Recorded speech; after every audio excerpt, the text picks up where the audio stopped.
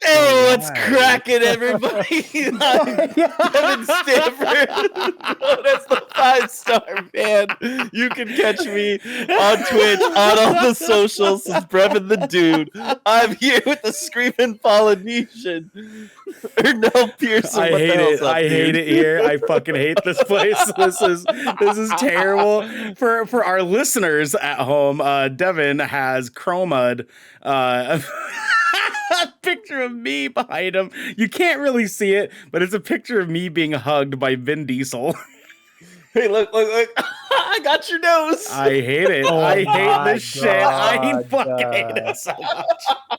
I'm gone for a week, and this is what I fucking come back to. Why do we allow this? Why do we allow this here? I don't know. I'm the host tonight, damn it. I can do what I want. What's happening, y'all? I'm the captain now. 399 gang, get the Popeyes. I am the captain now. Get the Popeyes nuggets, for Christ's sake. Yeah, please. $3.99. McRib sucks. 399 gang. All right. You know, we got it in. Yeah. Well, I'll get somebody else. You know, Yeah. it'll be fine. You know, but you know, Garrick, welcome back. How was your weekend? Dude, good. I'm a little bit older now because birthday, and that's how that works. Yeah. And then I Yeah. had con stuff that I did last week, also on my birthday. Hold on. It was a good Before week, you man. continue, Devin, give our man Garrick a proper fucking introduction here. Yeah, I'm Okay? sorry. I was really distracted by your guys' reaction just now. There was nothing wrong, you know. Like we were just hanging out. We were just doing the intro to the show. But this is Garrick Eakin, the Crimson Chin. Oh my God, Jesus Here I Christ. come, the Jesus crimson. Christ. Wait. All right. We need to give him the proper introduction. Oh no! Don't So, do this. like- Don't do this. Like we need to make sure that you know things are being done right here Oh God. at Good Kraken. Oh, no. That means And- you're gonna do it wrong. Yeah, But, this is I mean- not doing it right. This is not doing it right at all. I mean, I really just feel for you right now, and like Yeah. I really want to make Yeah. sure I do you justice. So I was looking into a few things, and I just thought, Yeah. oh, it didn't work. Oh, son I of a must bitch. fix this. I must. I hate it What here. you can see I is hate my it here. fucking rad golden girl shirt. Shane is in the chat. Please, for fuck's sake, save me. I don't want this. I didn't ask for this. I did not Don't want listen it. to him. It's fine. We're all doing fine. It's not. because- It's not fun. Because- Yeah, this isn't Garrick, isn't a you- reflection you- of our mental state or anything. Garrick, you went to a bunch of cons last weekend. I want to hear a little bit about that. How'd that go? yeah. How was your A first bunch of con cons. since the pandemic has really like kicked into full effect? Different. So Okay. we actually Salt Lake FanX is like the third biggest con in the country, and they've made a lot of changes. So 2020's con didn't happen at all just because pandemic. They decided to go through with the con this year, and it was a different experience. I'm not sure what the attendance numbers were throughout the con. They usually do tell us, but there was probably somewhere around 80,000 people throughout the whole weekend. And everybody was required to wear a mask. That was like a number one thing. Vaccinated, not vaccinated, masks for everybody. Devin, what the fuck are you doing? Now, for our listeners at home, Devin is currently scrolling through like a series of photos that he can chroma in front of. It's just, I hate it. I fucking hate it. Shane, This is please, like the God, best I'm looking begging you. one. Save Hey, look. us. Get your tongue. Oh, just come out of there.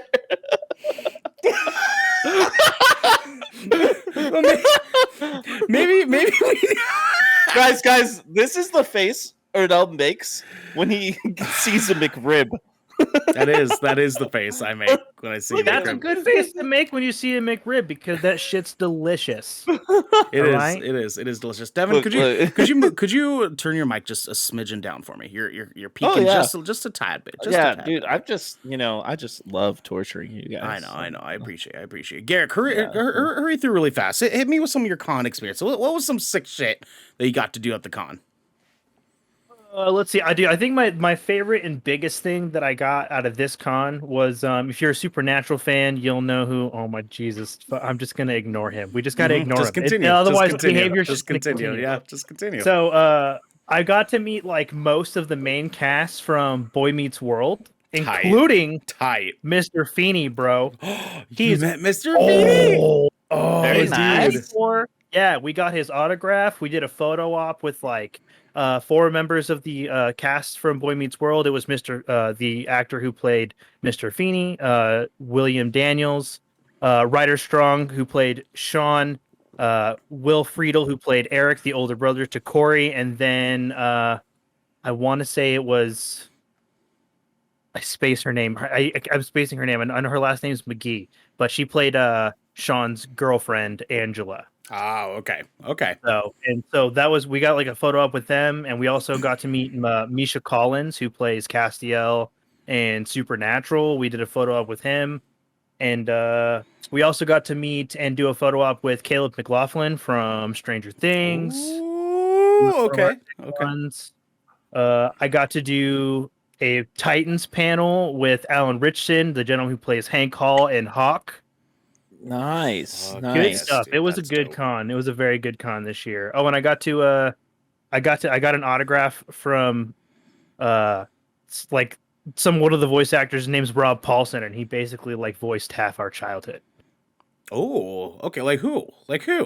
So, you guys saw the autograph picture I got. He played Carl Weezer. Right, He's right. also the voice of Mark Chang from Fairly Odd Parents. No shit. Okay. Let's see. He's Wacko from the Animaniacs. No shit. He okay. did, yeah. That's Really? cool. That's Yeah, cool. yeah. Okay. Oh man. And dozens and dozens of other roles. There was some we always get really good voice actors to our cons. Like we had Jim Cummings come this year, and he's like the original voice for Winnie the Pooh. Like the dude's a legend. He's got like over 400 credited roles. That guy, Yikes. that's That's so insanity, much. dude. Yeah, dude, dude, fuck he's a yeah. legend. Yeah, That's an absolute insane. legend, dude. Oh my god. You know what else is legendary though? Devin. What's legendary? Dude, fuck shit. Well, we're talking about Quantic Dream getting more than they deserve. Activision still fucking up to this day, and how we could all be better fans, and much, much more. Because this is the Good Kraken podcast, your choice for all the nerdy video game and pop media news, reviews, and discussions that you want to hear live every Tuesday at 7 p.m. and Saturday at 12 p.m. If you're watching live, you can submit questions and topics to tinyurl.com/GK submissions to be a part of the show. If you're having a good time so far, you can watch us record this show live and ad-free by following and subscribing right here at twitch.tv/GoodKrakenShow. If you have Amazon Prime, that means you also have Twitch Prime. We would love for you to give that to us and help keep us pushing out content for all of you listening or watching at home.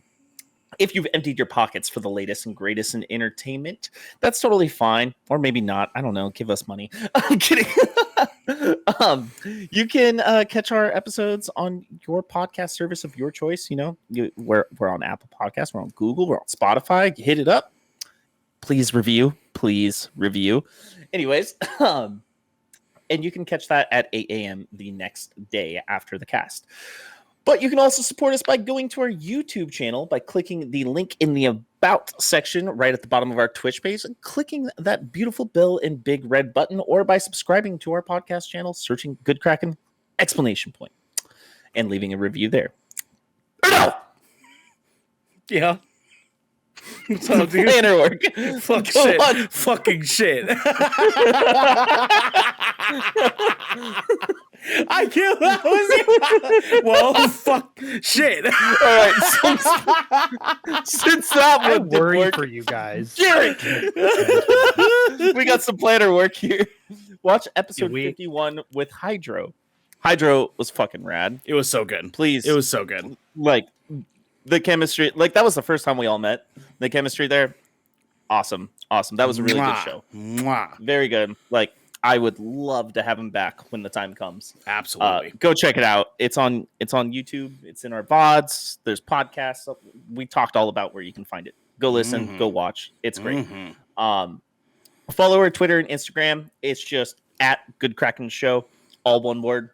Check us out, hang out, messages us, please. We would love to see you there. And use the hashtag Twitch Do Better and hashtag Sub Off Twitch on Twitter to support the movement.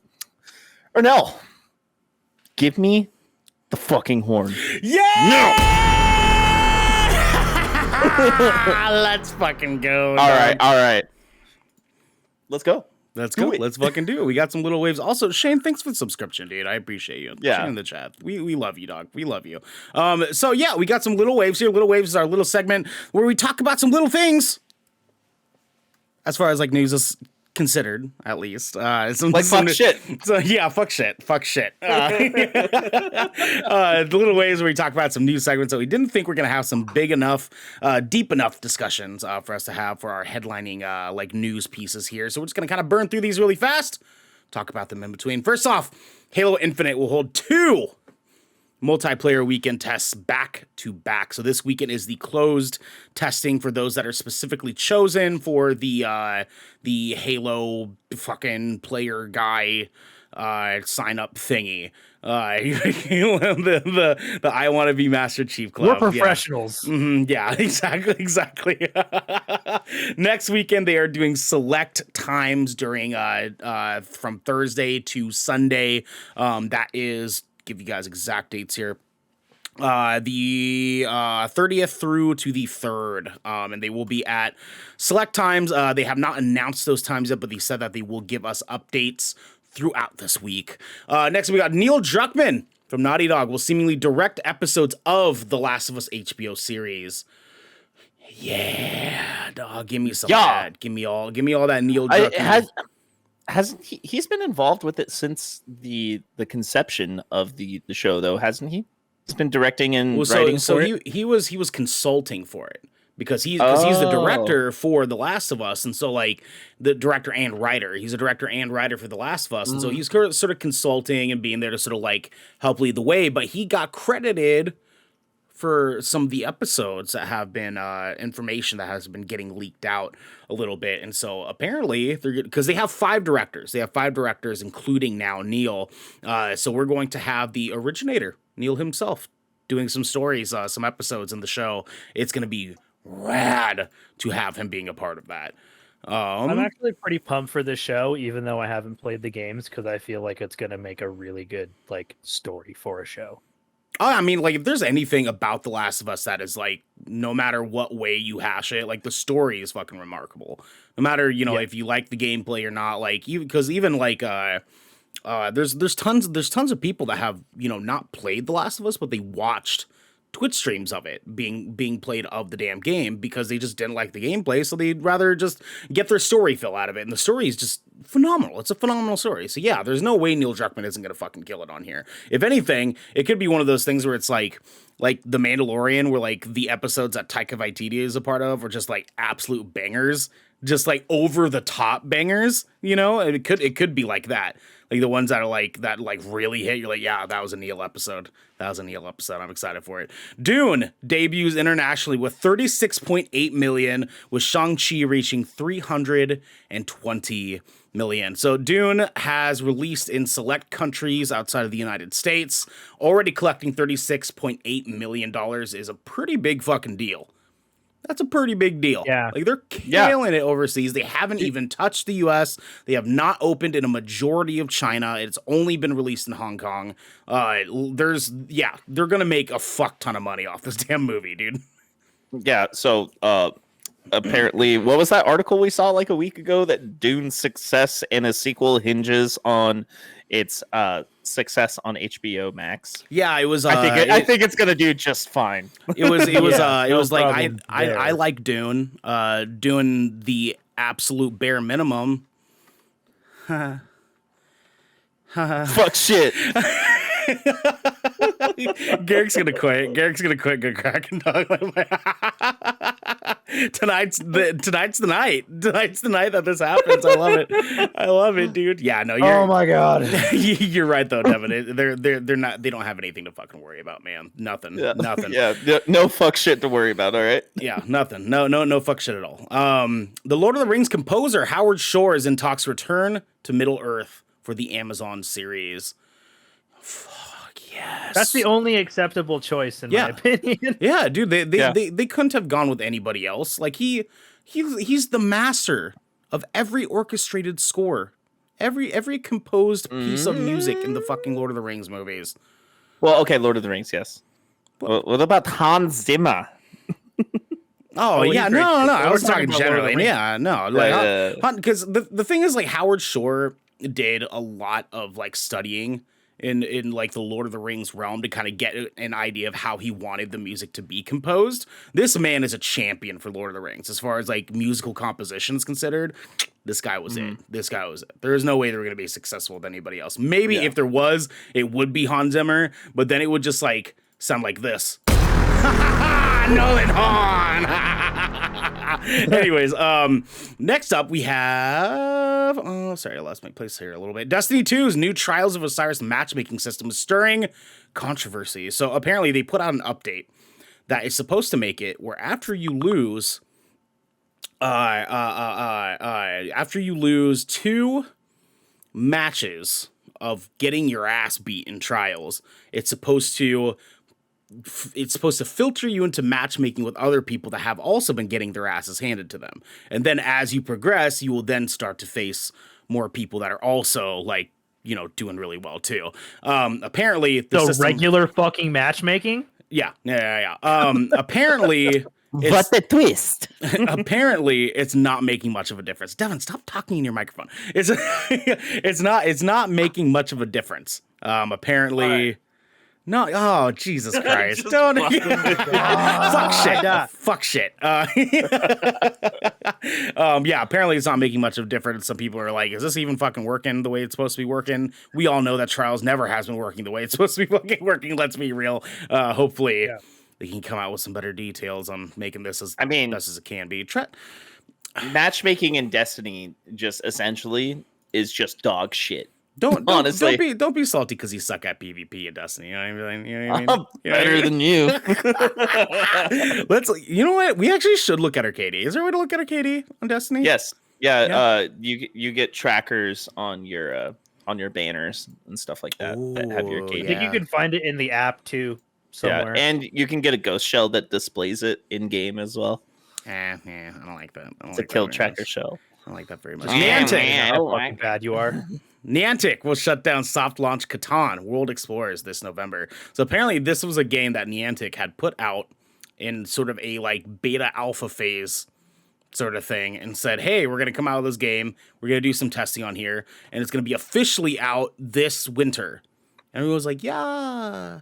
No, they're shutting it the fuck down. Apparently, this game did not catch the hype that Niantic was hoping that it would catch. And yeah, now they're just saying, fuck it. We'll just focus on Pokemon, I guess.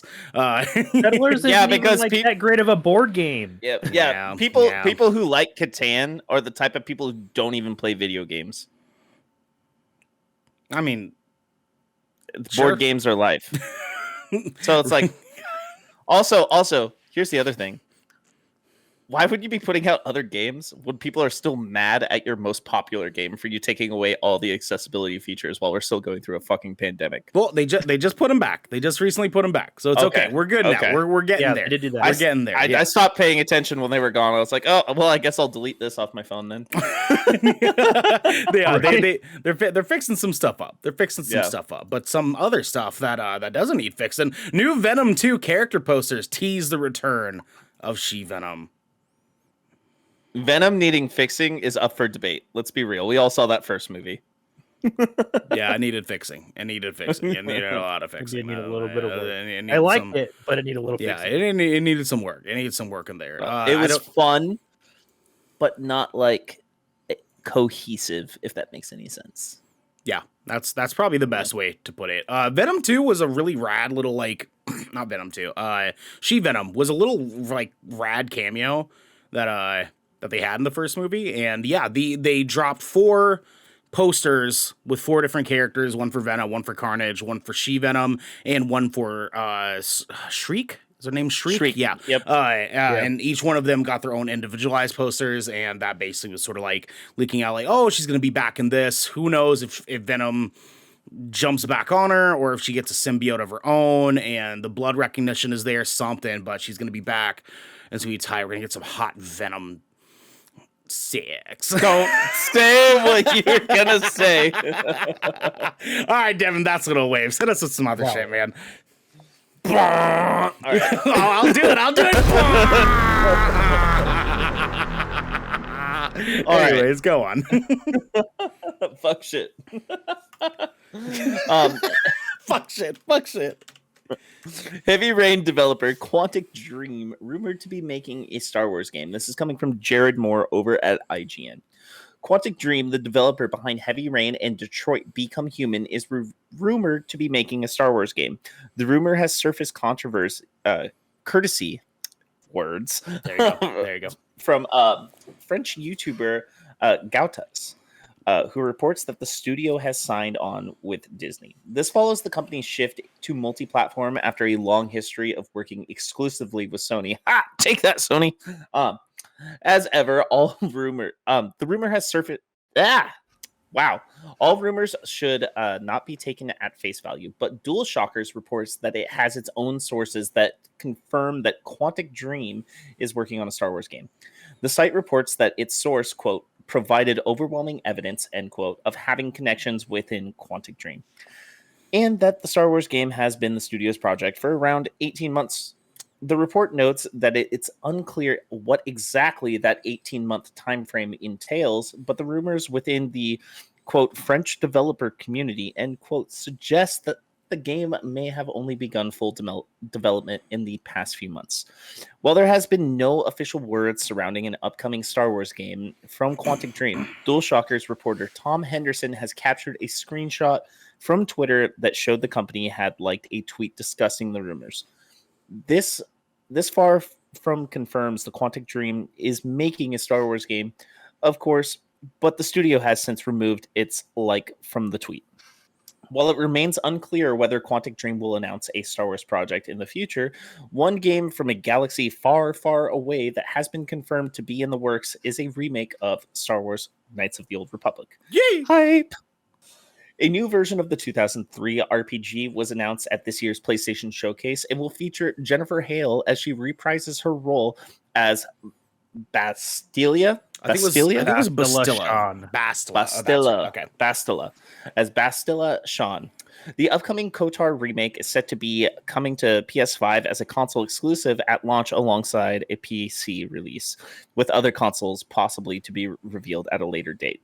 Didn't PC Gamer already say that it is a timed exclusive when they announced it was coming to PC? Because I remember PlayStation didn't say anything about it also coming to PC, and PC Gamer broke that story originally. Well, they're saying it's going to be a console exclusive alongside a PC release. So they're going to at the same time, but I'm talking about the end of it though, where it says other consoles possibly. They said it was timed exclusive on the sure. For yeah, PS5. I mean, editorializing, whatever. Yeah. We get the idea. So a couple things I want to start off here, okay? Fuck Quantum Dream. Mm-hmm. Fuck Quantic Dream, because the owner of Quantic Dream is a huge fucking piece of shit. This is the reason why I noted this as Quantic Dream getting more than they deserve, because the owner of Quantic Dream is a total fucking asshole. He's been going through an entire fucking like lawsuit case going on in France right now, where a bunch of his developer team have been complaining about how much of a fucking asshole he is and him sexually harassing women and shit like that. He's a total douche. However, the developers of Quantic Dream, making games like Detroit Become Human and Heavy Rain, and some wonderful narrative-driven video games that I know me and Garrick, at the very least, I know we fucking love them. I don't know, Devin, if you've gotten a chance to try Detroit Become Human, or if you played Heavy Rain or Fahrenheit or any of those games, or... I haven't played Detroit. I've dabbled with Heavy Rain, though. Okay, yeah, Heavy Rain's a good game. It's a good game. It's a good story. The developers for this company make great stuff. I have no doubt that they will pump out a really sick narrative-driven Star Wars game. With that said, do you guys want a narrative-driven Star Wars game? I mean, yes. Sure. Yeah, Okay. absolutely. Yeah. Like, I mean, I would prefer that over more multiplayer stuff. I'm done with Battlefront and like games like like Rogue Squadron. Like we don't need that. Like there's so much good Star Wars lore to dive into. Hold on, let him finish. Front. Let him finish, Devin. Let him finish. And we need more single player story driven games. Like I just don't. Star Wars multiplayer has never worked at the level that I felt it should. It hasn't, because it feels like they've kind of just like dropped the ball on a lot of times. Devin, what's your hot take on this? I disagree. I think Battlefront is a phenomenal game, especially after they got past that terrible launch. I think they learned a lot from that, especially with like the pay to win and stuff like that. I still play that game to this day, honestly. As do I. I mean, it wasn't successful though because of its failed launch. So it's like, dude, do you think they can take that? Look up its concur. Okay, still, like regardless, it's not where it could have been. Is the thing? It's the same argument with like with No Man's Sky. It's like No Man's Sky, now is super successful and has a ton of players, but they lost so much money because the initial flop on that game, and it's the same thing with Battlefront. Well, Battlefront, the first two iterations of Battlefront was amazing. You know what I mean? Like the first one was ass. What? Where is that? Where's that coming from? Are you talking about the reboot? I'm talking about the original iterations on PS2 and Xbox. The originals are phenomenal. Sure. Yeah. And that's why I like the second one, because the second one pulls a lot from the originals. You know, with the hero battles and stuff like that, where you can do Jedi, light side versus dark side and stuff like that. And you can pick between your Jedi and Sith, and your bounty hunters, or like just standard like soldier heroes, like Han or Boba, you know what I mean? Mm-hmm. And right now the concurrent player list is actually kind of small on Steam. But on Xbox it's big. Don't talk to your mic. Don't talk to your mic. Jesus Christ, you're gonna give me a headache. Actually, question for you guys. Do you think that their decision to do this is based on the success of Fallen Order? Yeah, so here's my worry. Fallen Order, great fucking game, and I can't wait for Fallen Order 2. We've already been teased with it a little bit. Bless up. Yeah, fantastic game. You played that, right, Garrick? Absolutely. Oh, dude, I've played it several times. Yeah, great game. What kind of Star Wars game are we going to get from Quantic Dream? What I mean? It's going to be very much Heavy Rain. It's very much going to be like a Telltale Walking Dead story. I mean, like, that's what I would imagine, at least. Like, they wouldn't ask Quantic Dream to do this if that's not what they were wanting. You know what I mean? I'll be honest. I don't want that, personally. Cool, yeah. If I want to watch a movie, I'll watch a movie. I'll watch Mandalorian, Disney Plus. I'll watch one of the other Star Wars shows. You know what I'm saying? Mm-hmm. If I'm going to play Star Wars, yes, I want there to be a story that's relevant, that's there. And Fallen Order proved that the story can be relevant, the story can be there the whole time, but also the gameplay can be fun, innovative, and action-packed all at once. Okay. It's Star Wars. Fast explosions. I need lightsabers. I need laser guns. You know what I mean? I need AT-ATs. I need stormtroopers that can't shoot worth shit. And I need a droid that somehow can take out a whole Star Destroyer by itself. Garrick, you know what I'm saying? Garrick, you look like you're jumping. What do you got to say? So I actually feel like with Quantic Dream being the rumored developer in this case, I feel like this is going to be the biggest opportunity that the Star Wars lore is going to have to provide a good story that isn't focused around the Jedi. There was a game in development by Visceral Games that wasn't going to be that wasn't going to be focused around the Jedi, and I feel like this game will probably fall into that same wheelhouse, which I'm okay with. I love the Jedi lore, and it's of course super centric to how Star Wars works. But I wouldn't mind seeing some dope smuggler stories or some stories from Rebels. Or honestly, I wouldn't even necessarily hate a game where you played from the side of the Empire. Yeah, I mean that's the story in Battlefront 2. Do you guys? That's- do you guys that's what want a the hot campaign take? is. Do you guys want a hot take? Yeah. I have only ever really been happy with 2 Star Wars games. That is KOTOR and Fallen Order. And I think that this game could be a reason for me to take that back, because as far as I'm concerned, just my opinion here, I'm in agreement with Garrick when I say that most Star Wars games fucking suck. Most Star Wars games suck. And it's not to the fault of Star Wars. It's not, because Star Wars is a great IP, obviously. But most Star Wars games kind of just aren't that fucking great, right? I just play them even if they're bad. Well, yeah, sure. And I still play them. I still give them a shot in hopes that one's going to get me here. And I feel like one thing that Star Wars has not done yet is give us a good narrative-driven game. You know what I mean? You didn't like Force Unleashed?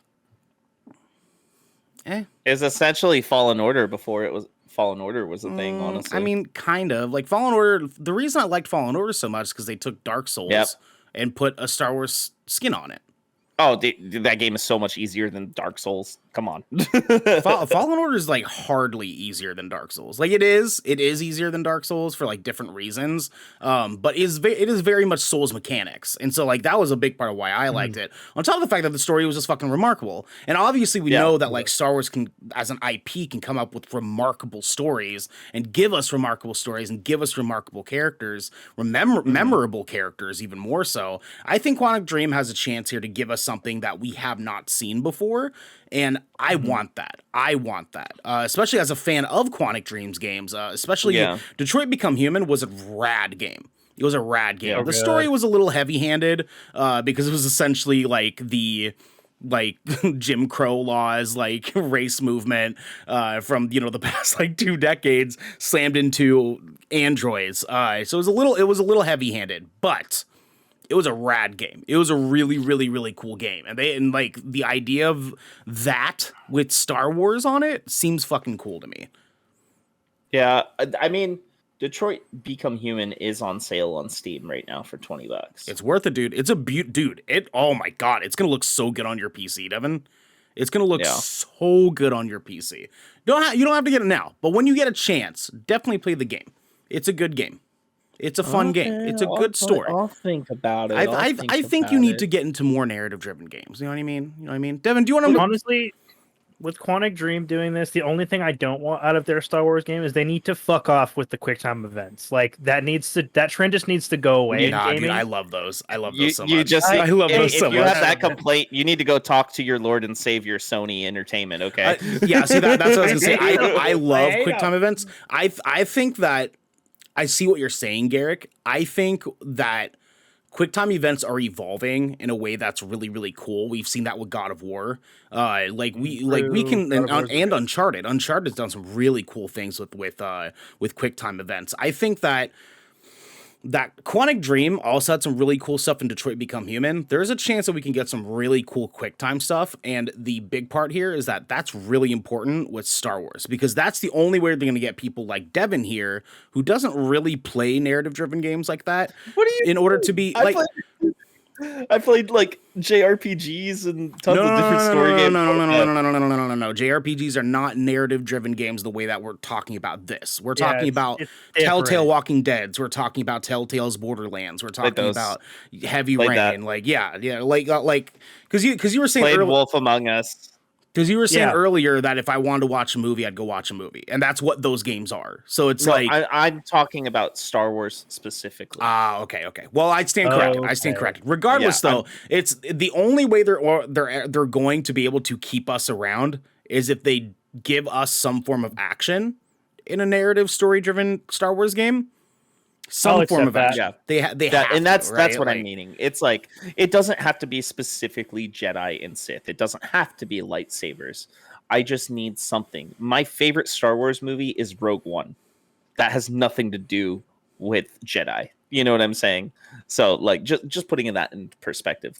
Give me a narrative story that's on that that magnitude. You know what I'm saying? That's how you pull me in with that with the Star Wars game. Well, speaking Ernell, of Jedi versus Sith, yes, we got some Sith shit going on. We got some fill us in, man. Let us know what's going on here. Big Sith vibes, because the SEC is launching an investigation into Activision Blizzard over handling of sexual harassment, discrimination allegations. This comes from James Carr over at GameSpot, and it reads like this. Activision Blizzard is being investigated by federal regulators over the company's handling of employees' allegations of sexual misconduct and workplace discrimination. As reported by the Wall Street Journal, the Securities and Exchange Commission, or the SEC, has subpoenaed Activision Blizzard and multiple senior executives, including CEO Bobby Kotick. The SEC has requested a wide range of documents from Activision Blizzard, including board meeting minutes since 2019, personnel files of 6 former employees, and separation agreements that the company had reached with staffers in 2021, according to records obtained by WSJ. It also requested Kotick's communications with other senior executives in regards to complaints about sexual harassment or discrimination by Activision Blizzard employees and or contractors.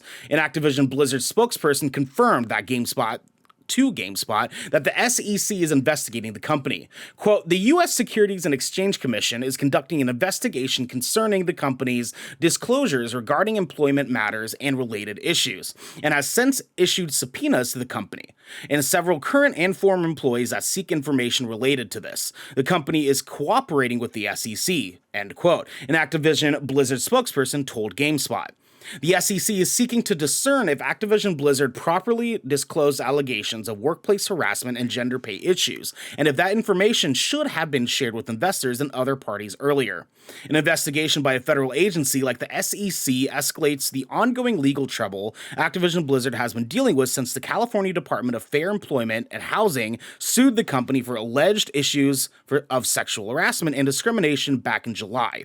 California updated its lawsuit in late August, accusing Activision Blizzard of shredding evidence related to the investigation. Don't be a fucking asshole. Holy my god, dude. Have you guys been look, we haven't really covered this a lot the past few weeks because I was like, this is getting tired. Like, we've seen what's been going on, but it has gotten worse.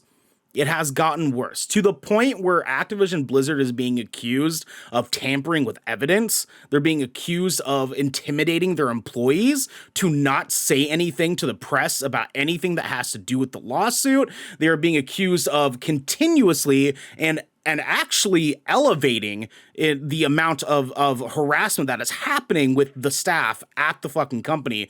Dude, oh my god. Like, what in the fucking world is happening in this fucking place? Devin, go. So this is a very pipe shot thing. You know, this goes along with the downfall of what we see as Activision Blizzard, right? Mm-hmm. It's almost hard to think, how did they recover from this? Because they've been fucking up for so long. You know what I mean? They're getting to the point where we're looking at federal charges almost at this point. You know what I mean? Do we see a liquidation of assets, and where do we see these assets going? Fuck, dude. It's hard to say, right? It's hard to say. Yeah, I don't know. Rumors are right now that Microsoft is looking at doing a huge Bethesda-like acquisition again. It's been floating around everywhere on the internet lately. With Activision? Or you speaking generally? This is generally. Okay. This is generally. I could see there being somewhat of a possibility of Microsoft maybe taking advantage of this situation and coming in and buying part of the company, if not all its IPs. I fucking wish, man. Garrick, you looked like you were going to jump in for a second earlier. What were you going to say, dude? So obviously there's a lot of legal jargon like wrapped up in this case, and it's like it's escalated to a federal level and things are getting kind of big and scary. Right. And I can't speak on the legality of it just because I don't have enough knowledge. And from that, I'm a Joe Schmo, so you know. Sure. But look, all I gotta say, man, is like, if the fucking Alphabet people are getting involved, you fucked up. Period.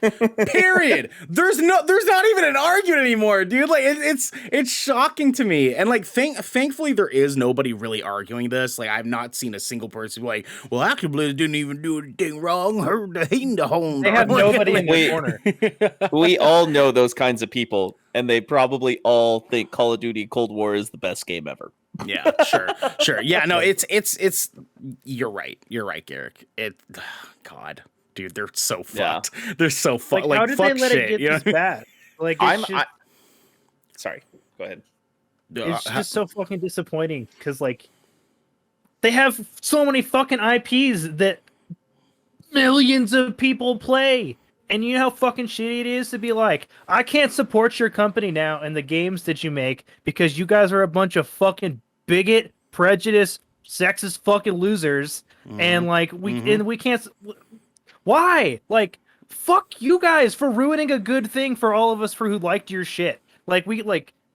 God, it's just so annoying. Like, treat people like people so that we can support you and we're like, yep, you guys are a good company. But no, you guys had to go and fucking literally. The only time Blizzard opens its fucking mouth is to switch feet, dude. Yeah. Now, Shane in the chat brings up a really important point here. You can support the people's work, though. And we're probably going to dive into it later for our headlining segment because we have a really big conversation we'll be having and taking place here tonight that will kind of sort of revolve around that subject a little bit. But the tough thing here is about balance, right? Because it's about how do we balance empathy for the developers, the victims of these fucking assholes that are in their workplace, but also try to not line the pockets of the people that are in power that are allowing this stuff to happen, right? Where do we find that balance? And again, we'll dive into it a little bit more deeper later, but that is a really important conversation. I always say just no matter what you're doing, it's not a bad decision. Nobody here thinks that like you are legitimately a bad person because you want to play a game that you want to play and you want to help support the developers that have been making those games. Just understand and know that your money isn't only supporting those developers. And be wary of that. And keep that in your mind as you decide what Activision Blizzard games you want to purchase, because unfortunately, it's the same argument about J.K. Rowling and Harry Potter. We've been lining J.K. Rowling's pockets for fucking years, and she's a fucking turf. Like an absolute fucking asshole that woman is. And people still line her fucking pockets. So it's really just a matter of like finding that balance within yourself to understand what your wallet's vote is going to, and just own it. Just own it, dude. It's fine. I'm not gonna shit on you. I'm more, how do I phrase this? I am more concerned about why your money is going towards them than I am of your money going towards them. You know what I mean? Us here at Good Kraken have made the conscious decision that we're not going to cover Activision Blizzard news because we don't want to support that cause. But if, say, one of us here at Good Kraken wanted to play Diablo, which is about to come out, that's fine, dude. Play fucking Diablo. We just don't want to give the platform to the managers, the upper management of Activision Blizzard that are allowing shitty things to happen under their roof. With that said, Garrick, precisely. I think we've said enough. Move on to the next fucking news story, my guy. Please. Woo! This one's a little bit more lighthearted, ladies and gentlemen. More Star Wars shit. Let's go. More Star Wars shit. Let's go. Lighthearted. Lighthearted. Fuck shit. Yeah. All right. So, Obi-Wan has finished filming, and Ewan McGregor confirms, and this is coming from Logan Plant at IGN. Ewan McGregor says filming has wrapped on the upcoming Obi-Wan series. After winning an Emmy for his role in Netflix Halton, Variety asked Ewan McGregor for any details in the upcoming Star Wars show. He confirmed that they are done filming, and he said he thinks it will not disappoint. I think it's going to be good. I had a really good time making it, and it worked with some really wonderful people, McGregor said. He added that the new technology made it a different experience than when he filmed the prequel trilogy. I actually didn't think about that. Mm. You don't think about that. You don't think about the technical side of filming and the whole time. It only gets Obi-Wan better. is said to take place 10 years after the events of the prequel trilogy and follows McGregor's Obi-Wan as he hides on Tatooine after the fall of the Jedi Order. McGregor is the second actor to play Obi-Wan, and Alec Guinness played the senior Jedi in the original trilogy. McGregor teased Obi-Wan's costume in the show earlier this year, saying the Jedi Master will look slightly different than you might expect. Hayden Christensen is also returning to the Star Wars universe to reprise the role of Anakin Skywalker and Darth Vader in the series. I didn't know that. That's kind of exciting. Mm-hmm. Obi-Wan is directed by Deborah Chow, who has experience directing The Mandalorian. Other Obi-Wan cast members include Moses Ingram, Joel Egerton, Bonnie Piesse, Kumail. I'm going to butcher this name. I'm so sorry. Kumail Nanjiani. Kumail Nanjiani. Yes. I love him. He's so good. Thank you. He's the Indian fellow in the Eternals. Yep. Oh, yeah. He there was some controversy around people about how buff he got, and people were upset about it. Oh, I remember fuck that, dude. He's ripped. No. Let him get ripped, he's Daddy. The best thing that ever happened to him. Yeah, He let said, him do what he wants. He said it was the best thing that ever happened to him. Oh, yeah. Also, just quick little note about Kumail. Watch The Big Sick. Fantastic movie. Oh, I still do need to watch that. Anyways, continue, Garrick. And other cast members include Indiara Varma and Rupert Friend, and O'Shea Jackson Jr. and Sung Kang. So wow, this is a lot. They got a big This cast is a good cast. Oh my god. Yeah, Simone Kessel and Benny Softy.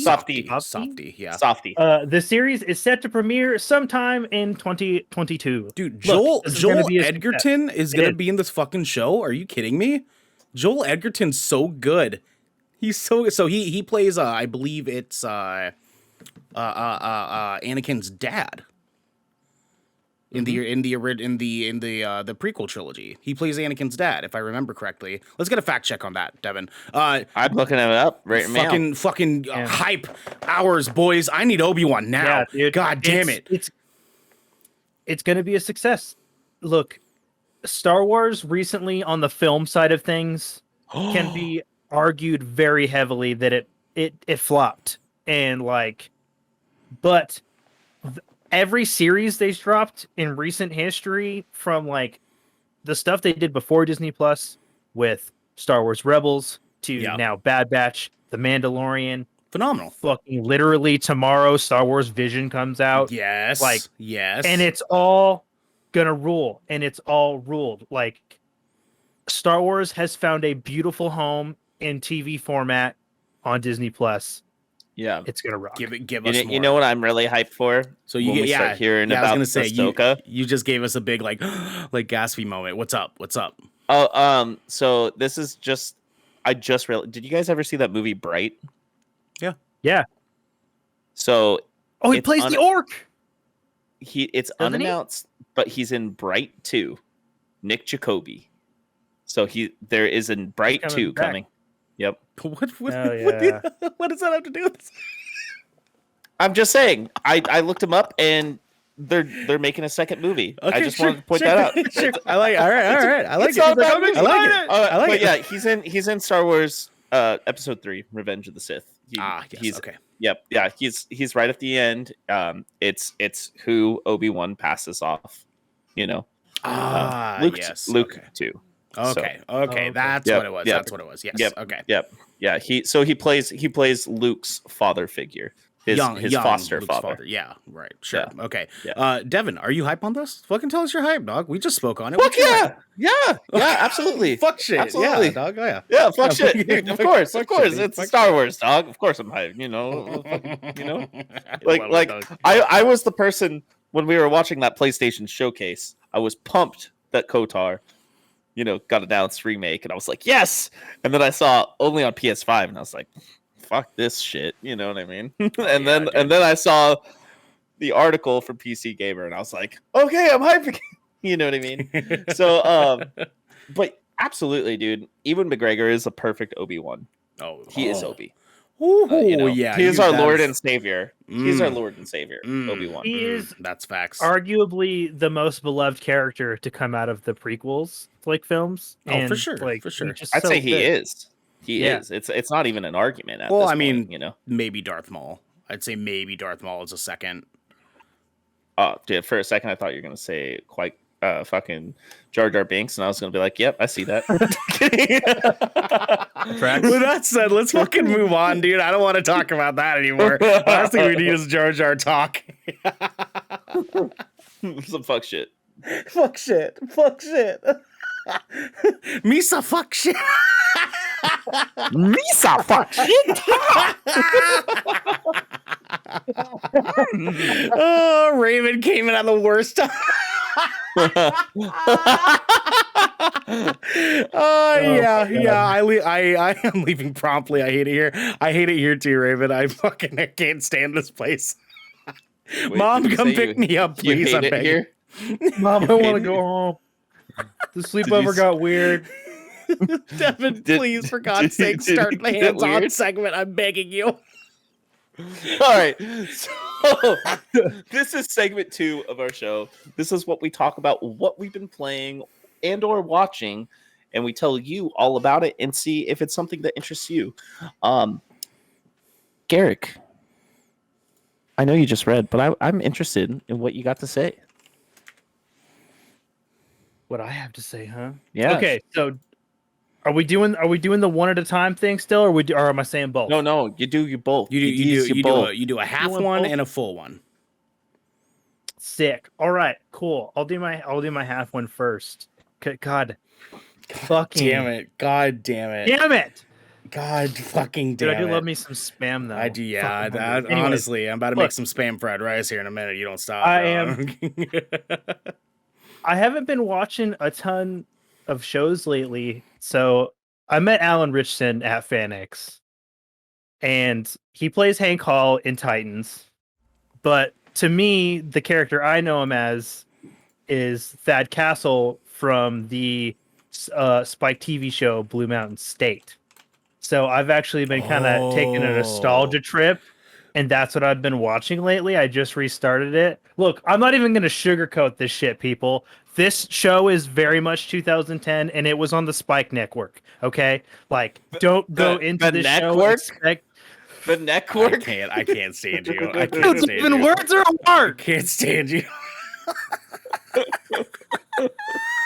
Raven says, "Why are love we you. like Get a this?" fucking break around I love here. you. I can't stand this shit. Go on. Blue Mountain State was a really great, really Uh-oh. funny show. It's just super fucking raunchy and a product of its time, and I won't even sugarcoat that at all. Why? Like, Uh-oh. but it's good laughs and a We're good. we're college good. We're show. good. I just Raven! we're Okay, good. I bye, just forgot to Raven. turn off the video thing. Raven, you can come back. You can come back. It's okay. You can come back. Get in here, Raven. I just forgot to turn off the thingy. You're good. Garrett, continue. But yeah, so that's what I've been watching lately. Just been taking a nostalgia trip on watching me some Blue Mountain State, and I'm probably gonna cap it off by watching the Rise of Thadland movie that they came out with in 2016. So it's been a Fuck good. yes, dude. Dude, the show gives me some laughs. So Fuck which yes. I've been needing lately. I love it, dude. Ladies and gentlemen, we have Wreck-It Raven from Twitch.tv. Raven, baby, how are you? Hey, hello. Hello. I'm here for the raunchy petting of Ernell's face, please. Oh, you yes, want that back? Yes, Okay. Don't encourage him, Jesus fucking Christ! Great. Look, Raven, you gotta treat him like a disobedient dog. You just have to ignore the behavior. Garrick, or I am he'll the never host stop. tonight. Look at me. I am the captain. Okay. I am the disobedient dog. So how dare you, sir? How dare you? I can't stand this. and they are also HR. Okay. I am HR. yeah, I am yeah. HR. Yeah, and if Ra- you want to pay me, you can pay me under the table. You know what I'm saying?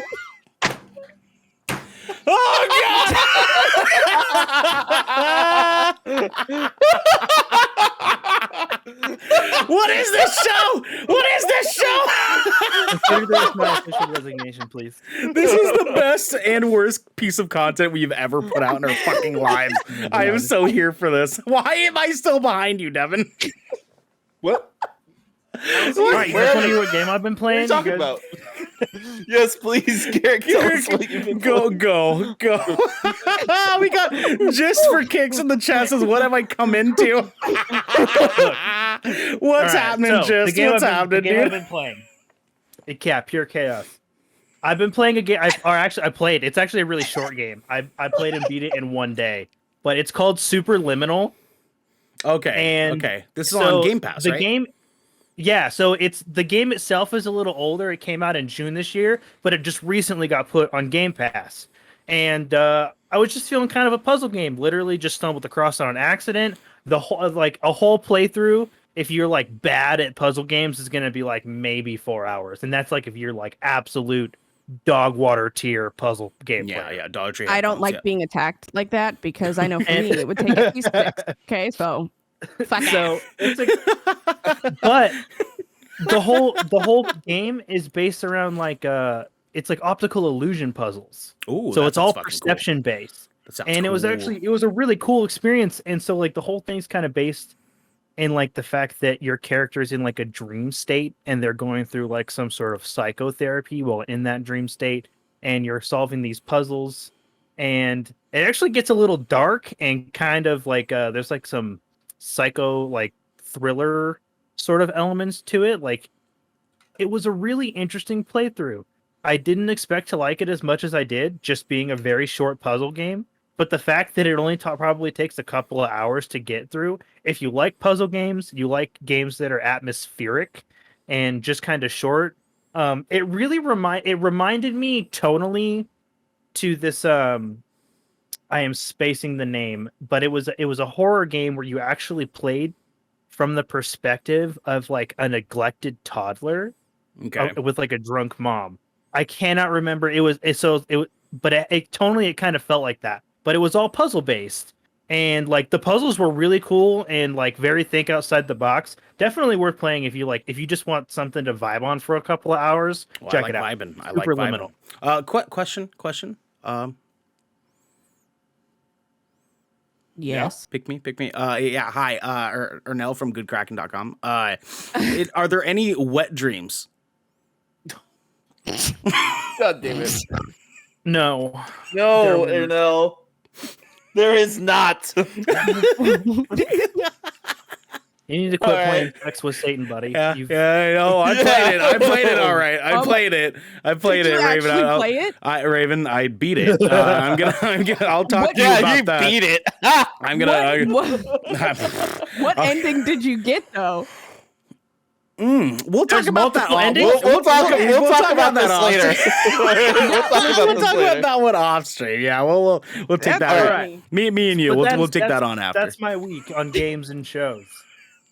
Jesus. Oh my god. Not soundtrack tonight. Okay. All right. I'm gonna shotgun this wine now. You know what? I might join you, Devin. But is it white wine or red wine? Rosé. So yes. Ooh. Ew. Oh, that. She goes, Ew. Devin, what have you been playing and watching? Red wine or dude? nothing? Red wine. I don't know. Red wine gives me headaches. I get really bad headaches off red wine. Okay, listen. That's because, you know what? You might be a punani. I'm just going to say that. That's fair. I was going to say that too. That's fair. I'll take that. You can't drink red wine. You might be a punani. Raven, I know why he can't drink it. He likes the McRib. Oh, got him. God damn it. Facts. God damn it. Facts. Garrick's double fisting at the moment, and I can tell how I'll stressed join you. Let's go. Devin, what have you been playing and watching? Dude, please, Lord. Oh my god. All right, so for a game I've been playing is called Flynn, Son of Crimson. Ooh. It's a brand new game that just came out on Xbox, PlayStation, Xbox One, PS4, Switch, and PC, and it is backwards compatible, so you can play it on PS5 and Xbox Series X and S.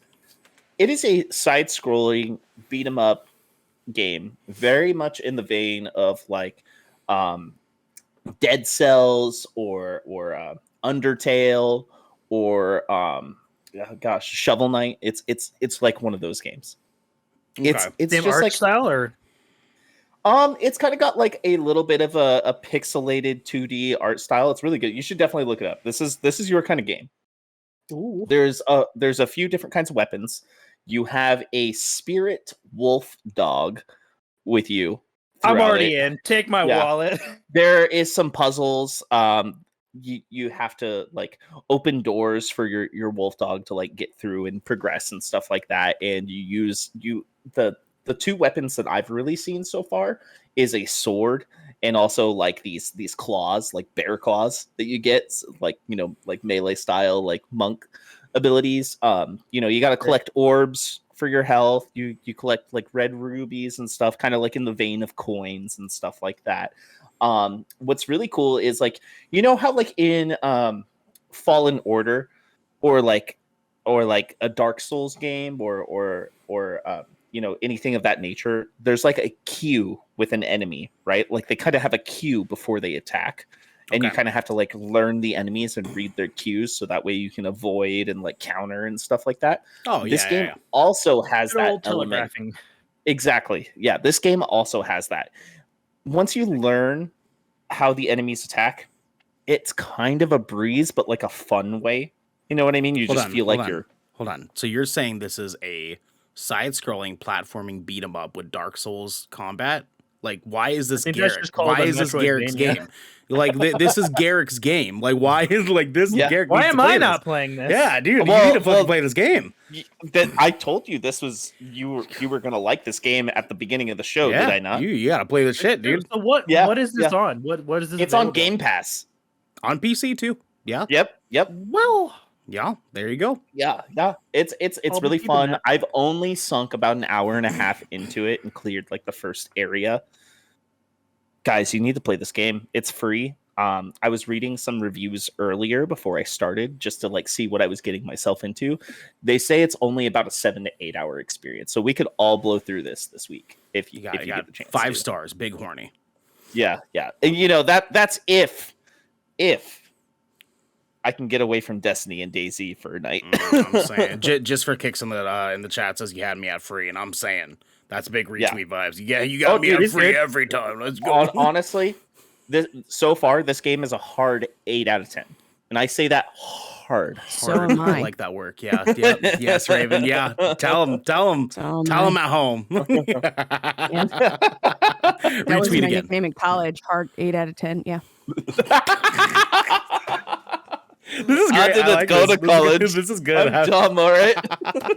This is great. why I'm like this. You see my background? Yeah, didn't go to I love college. how you did this entire segment with that behind you. I fucking hate this. Oh, yeah. I fucking hate this so much. What's wrong? Nothing's wrong with it. I look great. Okay. Is this a good show? No. That's what he's asking, by the way. Is this a good show? We got to edit the good Kraken logo onto it. I know. Devin, what else did you have? Well, I got back into DayZ like hard. Yeah. Hard. I won't spend too much time on it because I really want everybody to go try Flynn, Son of Crimson. It's a small indie game. It was started with a $40,000 budget off.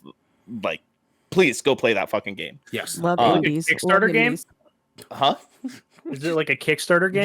Yeah. Let me look up exactly who the studio is again. I was doing this earlier. Raven, what did you say? What did you remember? I said I love indie. I love indie. I love being in Yeah. I love It. indie. But anyways. We're yes. bad influences. I'm sorry. Yeah, I know. We've been on a roll since we started. You missed it, but with Devin's been on one today. We're just rolling with it. Yeah, we're just fuck rolling with shit. the punches. Yeah, fuck shit. Yeah. You know, fuck Derek. shit. It's Look just, at him. fuck Oh shit. my It's God. just Oh my He's so stressed out. Me? Yeah, I'm stressed the fuck out right now. I'm so stressed out. I don't know what you're talking about. I'm currently eating Devin's going on? head at the moment. Oh my god. Oh my god! I'm disappearing. Oh my god. Anyways, it came from Thunder Horse Studio. They only asked for $40,000 to kickstart this game. Thunder Horse was the name of my sex tape.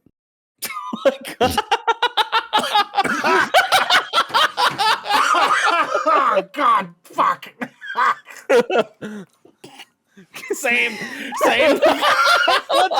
Yeah. Look, and this has been the Good Kraken podcast. Okay, all right. Anyways, I hate it here. I've been playing DayZ, and I do not like the vanilla game at all. Because who likes vanilla? That's fair. The mods. Yeah, I was gonna though, say me. It's me. I do. So the base game has 2 maps, right?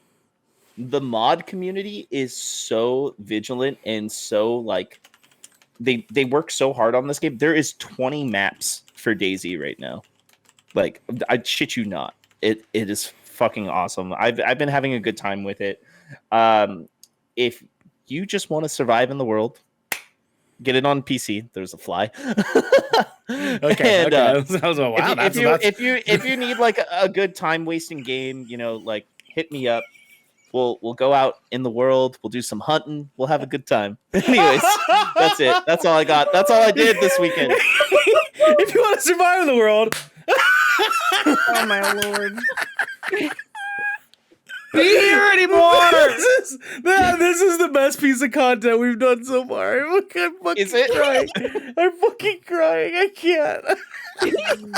Ernell, what Oh my have you been God. playing and or watching? Oh, fucking A, dude. So I've been playing stuff that I don't want to talk about on live on Twitch. So we'll get into that off stream. But I do want to sort of dedicate my hands-on segment to one very particular, if not multiple particular things. Ladies and gents, I have finally completed the Marvel Netflix TV shows. Give me a hand. Let's go. Yay! Just a few years late. Yay! I know. I finally, after a couple of months of burning through them, I finally finished Jessica Jones season 3 last night. Oh, puppy. That's not funny. That's a cute puppy. That's Amos. It's Look a little baby Amos. Amos. Look a little baby Amos. Aw, baby boy. I have finally finished the show, and I want to talk a little bit about it because this show was fucking rad. The show, the season 3 of Jessica Jones, all of the shows cumulatively together was a rad goddamn experience. How I ever slept on these shows, I have no damn clue, but I did. And I am thoroughly, because I'm now like to a point where I'm invested in these characters so much that I want them to come back. I want them to come back so bad after watching all these shows. We in season 3 Jessica Jones, Luke Cage comes back for 5 minutes of one of the episodes. I think it's like episode 7 or some shit like that. He's literally just there just to look fucking beautiful because he is, and talk to Jessica Jones like, hey, you should do this. And she's like, all right. And he's like, peace. He just dips. He just fucking dips out. Yeah, just in the chat, Iron Fist. Yeah, Iron Fist is definitely the weakest of them. I would argue to say, but I feel like the second season of Iron Fist made up for how bad the first season was, and it worked out okay for me. Especially like the crossover of Danny Rand coming into Luke Cage season 2, stellar. Like every time that they were ever within each other's like vicinity, I was like, let's go. I was fucking here for it. If you have not watched these shows, please, for God's sake, if you're a Marvel fan, watch them. If not just for Daredevil and Punisher, which are my 2 fucking favorite experiences I had, especially Punisher. Rosario Dawson made bank. Yeah, that's facts, that's definitely facts.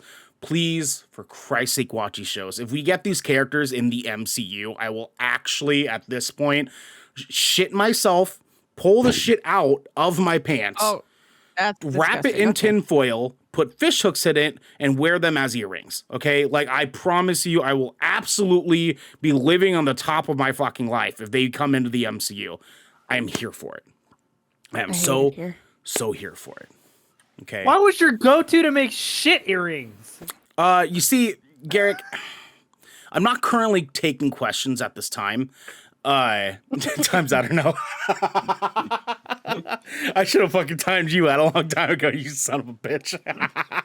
Anyway, I don't know what you're even talking about. don't give yourself a one cam. Don't give yourself a one cam. I hate this.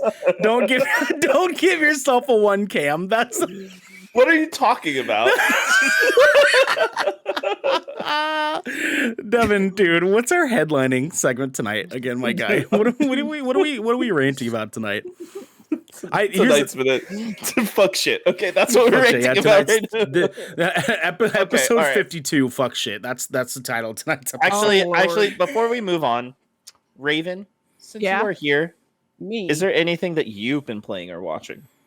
Everything that's inappropriate. I'm just kidding. Actually, you know what? Okay, so this is good. This is a happy medium.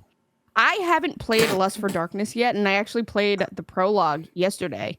Mm-hmm. Oh, okay. And the story is really fucking good. Like, I was going in expecting just like titties, right? Because I like that. I love that for you. Yeah. That's where I'm at in my life. Yeah, same. So you hit 30 and you start just looking for excuses, honestly. Like, let's be right, real like here. honestly, yeah. But the story was actually pretty good. Like, it's a horror-based game, and it has very Lovecraftian-esque themes. So Ooh, it is that. right up my alley. Like, the art style is very H.R. Geiger, very like, Geiger. Ooh. taking people from like, 2021 and kind of putting them into a situation that is very Victorian. So it's almost like The Village in a sense where like people are in current time, but the little cult that they have is almost like antiquated. Okay. Okay. It's really better than I expected. I actually purchased the full game and I cannot wait to play it. Unfortunately, that's not something that I can stream because, Yeah, for sure. of some of the content, but story-wise, it was very well told. You might have me sold, honestly. Like, I'm very much interested. Yeah, I'm gonna give you. We're just gonna talk. We're just gonna talk. Give you a chance to redeem yourself for some experiences I've recently had. Listen, first of all, I gave you the heads up, so you fucking took that on your own. Yeah, it's fair, time to fair. own your shit. Okay. That's fair. Yeah. Yeah, I can't wash my hands. Stop being a closet freak, okay? Yeah. Yeah, we all know. No, well, okay, first off, nobody said it was a closeted thing. Okay. Anyway, never have I ever said that this was low key. All right. Did you just say Loki? I just. Yeah, exactly. I fuck. I'm not gonna go there. Anyways. Fuck shit. Yeah, fuck shit. Big fuck shit. Have you been watching or playing anything else? Honestly, I've been playing a lot of Phasmo lately, and I fucking hate it. I love it, but I hate it. Oh, okay. Because it's so fucking hard now. Good. Yes. I've never I feel played like after a Phasmo. while, it got really easy. It did. I didn't put it in the little wave segment tonight, but I saw like an article saying that they're adding a single player mode to Phasmo. Yeah. Yep. So basically, it's just an offline mode. That it doesn't actually connect you to the servers. It's literally just like a local game client. Same like tactics, same mechanics, same everything. Just solo, which I mean, cool. Why would but, you want to subject yourself to that?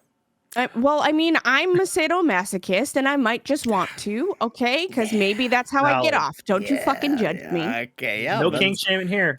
No, honestly, no. I wouldn't play it solo because I would stay in the fucking van the whole time because I'm a. But that's I'm the fair. wait by That's the fair. door guy. Yeah. like I'm like, oh, there's especially because they got like little baby ghosts, and I don't fucks with that. Okay, Baby like you ain't gonna throw no goddamn little baby Dude, they've ass added so ghost in my much. face. Baby Hell ghost. no. No, it's like it's a little like kid ghost with like a face full of teeth. It is disgusting and terrifying. And nope. No, hard pass on that. I don't want that No. in my face. You know what I'm saying? Yeah. I want a lot of And I've things in my also face. been That's not one of watching them. gay shit like Legendary. I'm Quote, just keeping it real. I've been watching gay shit. I love you so much, Raven. I love you so much. I love you too, but like I gotta keep it gay Of course. 99% of the time. You know what I mean? Yeah. Like I'm already in a hetero presenting relationship. Like I gotta be gay everywhere else. Like you gayer. have to refill the tank. You know what I mean? absolutely. Like Yeah, it absolutely. depletes being in a hetero presenting. You know, it's Yeah. like it's Well- you got a leak in your gas tanks. You gotta like, you know. Yeah. Exactly. I forget. I get it. Raven, I understand because I am with a partner who is also gay. So Yes. Yeah. It Like, is- we I just get need it. to do gay shit. Like, y'all are there and you're cute and like cool, but like titties. Yeah. That's it. That's yeah. the one. That's I mean, I don't think any of us could disagree with that. No, But no if you want to arguments here. know what, Said no arguments here. No. Titties. yes, Yep. titties, yeah. Titties. I got but I got you know what's not better than that is how to be a better fan. Great. Nice. Segue. Nice Great segue. Yeah, awesome Thanks, segue. thanks. We got Look. to figure this out before we Look. start doing ads in our shows. yeah, we do. We got to pre-plan it. It'll be easier once we're doing this shit full time. Yeah. So this is going to be an open discussion. So we're just going to discuss a ton of observations that we have had on the shittiness and the goodness of being pop media fans. You know, we're going to talk about video games. We're going to talk movies, TV shows, social media, you name it. Let's fucking So dig in. I'll kick this off here, right? So this is going to be a little bit more of a serious conversation because obviously there's a lot to unpack here with this subject, right? We have all collectively seen what shitty fans look like. Okay? We've all experienced shitty fan bases across the fucking board, whether it comes to movies, specific IPs, like you name it. Like we've fucking seen all of it. I wanted to bring up this subject specifically because there's been a very large increase I've been seeing in the past year and a half since this pandemic has started of even shittier fan bases popping up. And I kind of just wanted to talk very, very deeply about like the necessities that it takes to what we feel be an appropriate fan for something that you love. And I want to start off with my first issuance that I would drop into this little bucket here. Please understand that everything that you are entertained by is made by a massive group of people, and not any single one of them is solely responsible for you being upset about the content. Yep. Yes. It is a collective piece. You cannot just be messaging people on fucking social media and ranting to them in their private messages and telling them how angry you are about whatever fucking thing that they did because they wrote page 19 of the script. You can't do that. For Christ's sake, please don't fucking do that. Please don't do that. It is not the developers, the production crew. It's none of their fucking fault. It's none of their fault. If anything, it's more your fault that you're so fucking salty about it that you can't just shut the fuck up and pick up a different video game or something. You know what I mean? Like open up a bag of Cheetos. Just chill, my dude. Just chill. Cheetos. That's You know what your I mean? that's your go-to. That's your go-to bag of chips. Specifically, like lime hot Cheetos. That's my go-to. Like usually, if I'm like feeling a little extra like salty the day, I'm like, I need some hot Cheetos. To just kick off this discussion of shittiness and goodness, what's everybody's go-to chip? Oh, for fuck's Oh, sake! my This Lord. is a shipwreck show like 1.3. Oh my god. For me, it is our Onion. Lord and Savior, the Cool Ranch Dorito. Funyuns. Oh, Funyuns are good. Funyuns, I like Funyuns Funyuns. are good. I like Yeah, Funyuns. I was a Funyun kid like back in middle school. Hell yeah. It was all about the Funyuns and Dr. Pepper. I feel like every kid was a Funyuns kid. I don't think did we have choices as children? Bro, all dressed chips. Oh, they're so good. They're surprisingly good. Surprisingly good, dude. That's my favorite. Tim's. Tim's jalapeno. Ooh, love me some of that. Respect. No. Just in the chat says Bluebird's chicken chips. I have not had I've that. never heard of That those. sounds Yeah. fucking That sounds fire. dope. Just you have permission to drop a link in the chat if you would like to show us what this magic is, because that's making me feel a little bit high. You know what I'm saying? Anyways, yeah. So I go ahead, Raven. To kind of like Just as a fellow Kiwi. Oh my God. Hi, baby. Hello. Anyways, continue. Sorry, Raven. Go ahead. it's okay. No, you got excited. It was cute. Now, I was gonna say kind of like on the flip side of that, like gatekeeping is probably the worst fucking thing Oh yeah. that has plagued fandoms all over the place. Like, it is okay to be a super fan. Totally get that. Like, if that's what you want to do with your life, by all means, as long as you're not hurting somebody, like you're not hurting yourself or anybody else. But it is not okay to tell somebody else how they are supposed to interpret, the message in a game, an anime, a movie, a television show, and how that is supposed to relate to them, because we are not all the same. And based off of our experiences, we're going to interpret different things, or we're going to interpret the same things differently, rather. And I think it's important for people to just shut the fuck up, because it's free, and leave people alone. Like, it's one thing to have a discussion and like share facts based on, the lore of whatever. But if you're literally just trying to slam people down for not knowing everything in the timelines correctly, like, kindly fuck off. This sounds specifically about Marvel fandom, and I agree 100%. Star Trek, Star Wars, you name Star it. Wars, it's- it applies to a lot. It's real deep. Star Wars, very heavily. Yeah, Oh my god. yeah. Dude. Like, I'm allowed to like Star Wars, but I don't have to know everything about the Star Wars universe. My fucking favorite thing is Wicked. Okay, leave me alone. That's it. I don't care about Luke. Sorry, he's your typical white dude. I'm over typical white dudes. Don't care. I feel it. I feel it. I don't. I And thought I fuck was Leia over too, Luke. because let me be honest, like, they are kissing cousins, because initially they weren't supposed to be, and here we are. All right, Well, It's true. they're kissing siblings. whatever. Fucking they're close. It's like Loki and Sylvie. It's Okay, just, no, that it's was not like- the same thing. It was not the same thing. That's Oh, what that was not. They were the same person. It was masturbation. It was not incest. Okay, there's a difference. All right, there's a difference. We're not gonna go down that road right now. Listen. Wow.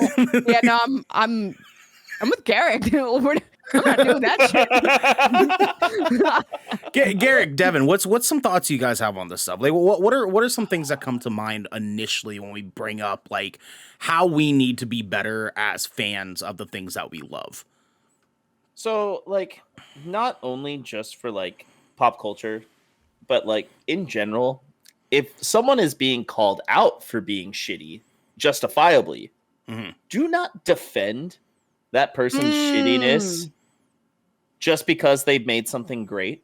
Yeah. Do not do that. Yeah. Like, if someone is, being racist, being misogynistic, just downright just being a shitty fucking Being asshole. trash. Just being total trash. To not defend them or be like, oh, but they made this great thing. No, it doesn't work like that. Like, everybody tries to say separate art from the artist. Me personally, I cannot do that. I can't And either. I don't understand how people do that, because if you are supporting their art, you are supporting that person's behavior. Do not do that. Yeah. Like, look at your own, like, give yourself a moral, like, reflection and be like, hey, would I be a good person if I was like this? Oh, no. No, I wouldn't. Everybody would hate me. And then look at that person, look what they do. And if they don't want to change, they don't want to apologize, do not defend that piece of shit. Exactly. That part. Shit. That Thanks for my TED Talk. Just in the chat says, who do I need to yell at for M. Night's Avatar: The Last Airbender? Yeah, somebody a needs to lot get of fired people. for that shit. Yeah. There's the ooh, big yikes. No, I also want to clarify too that like we're not the ones that are going to tell you that you're a bad person because you are able to separate the art from the artist. I don't believe that you're a bad person. I don't. I just think that like there is a very broad line there that we need to not pretend is blurred, because it's not blurred. And again, it's just like I was saying earlier, just own it. And if you can own it, then sure, fine. Like, I have no problem with you having a differing opinion on as far as the creators that you love to consume the content that they create, whether it be movies, music, shows, streams, what have you. Like, there's a lot of different people out there. Just be wary. Yeah. Oh, I'm boy. just asking you don't defend that person's shittiness. Do not use their art as an excuse behind them being a shitty person. Exactly. Because just because they made something good, if that is the case, does not give them any right to be the type of person they are. And this is coming from somebody with a music background who is toured and unfortunately has been involved with people who have been shitty. And I have immediately ran away from that and not supported it in any aspect. So please keep in mind who you support. Now, for the goodness, if you really love a game, let the developers know. Yes. Oh, let them know. Can we please get into a habit of amplifying positivity? Like amplifying good feelings, like we don't have to amplify negativity all the time. Like I know that like, it's just a part of the human condition. I get that, but like we just as fandoms, as people who consume content on a daily, hour by hour basis, we seriously need to fucking get it together here, okay? We need more positivity in this world. Can we talk about the things that we love more often than the things that we fucking hate, or the people that we find annoying, or like, I get it. It's easy. It's easy to fucking complain about it. I want to all the time too. I just got into it with someone earlier about the whole like MGK Slipknot bullshit. Like, I get it. I get it. But like, please, we need to be better. We just need to be better. Garrick, I want to hear more from you, dude. You've been a little bit quiet here. What say you? So the thing that comes to mind immediately for me is living in the information age that we do now. Fans have too much influence over the things that are created. And I have a massive problem with that. Okay. Because it sucks that there are so many entitled, smooth-brained, cockamamie dipshits on social media who literally think that, like, if you have the audacity to log on to any social media and go to, like, some fandom that you willingly follow and shit all over them, because they didn't make exactly what you as an individual wanted, go fuck yourself into the dirt. Like, I will. People need to be willing and grateful for the content that we do receive, because people have put blood, sweat, and tears into these projects. Sometimes literally. Yeah. Like, depending on the fandom, like hundreds of thousands of man hours go into the things that we love, the television shows that we watch, the games that we get to sit down and play, the books that we read, all of this pop culture stuff. Like, it doesn't stem from nothing. And you, some random fucking dude on the internet, have the huevos to just be like, they didn't do the thing that I wanted. Like, that's some weak shit, man. Like, why can't you just appreciate all of the awesome things that we get all of the time? So much. Like, talk about first world problems, right?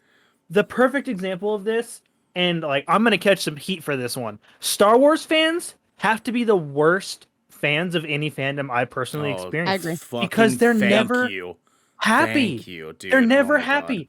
God. We have dozens of books, and who cares if they're not canon anymore, man? They're still good stories. You are still allowed to enjoy them and not have them be encompassed in the all grand, ridiculous Star Wars Disney canon. Like, you can still be allowed to enjoy those things and discuss them as if, like, you can accept things as your own canon. Like, literally, like, you're allowed to be the fan that you choose to be. Yeah. Like, it doesn't have to, like, you don't have to tear everything down to the base level and, like, be like, if I didn't get that one feature in this game, or they didn't show that one scene, or they didn't cast this one guy to play this one character, like, shut up! Like, it's so tiring. Like, enjoy the hundreds and hundreds of hours of great content across dozens of platforms that we get every single day. Every single day we get new TV shows, new movies, new games, and they're all great. And people will put dozens of hours into this stuff. And like, I get it. Not everything shines true, and like, not all of it hits the mark. And you're allowed to be dissatisfied as an individual, but thinking that it had to be tailored to you is a mistake. Yeah. Absolutely. So Yeah. I agree with that 90% of the way, right? Okay. I think living in an information age is a gift and a curse. I think fans being able to influence things is also a gift and a curse, right? Because you'll have the stereotypical white dude be like, oh, well, they fucking made like this person black in this game and they're not supposed to be black. Why would you fucking do that? Yeah. You know, you'll have like those basic like Chad bros doing that shit. And it's like, okay, really, like, move along. Like, you literally have fucking everything. Let black people have something for once. Shut the fuck up. If I may, Raven, I think Garrick's not mentioning that is more so on the aspect of like, that should be, and we can all agree here, that should be a common sense thing. Like real. Like, absolutely, we should give creators input when they're doing really, really dumb, shitty things. But like, them doing dumb, shitty things, I feel like moves away from the toxic fandom into a holding people accountable realm.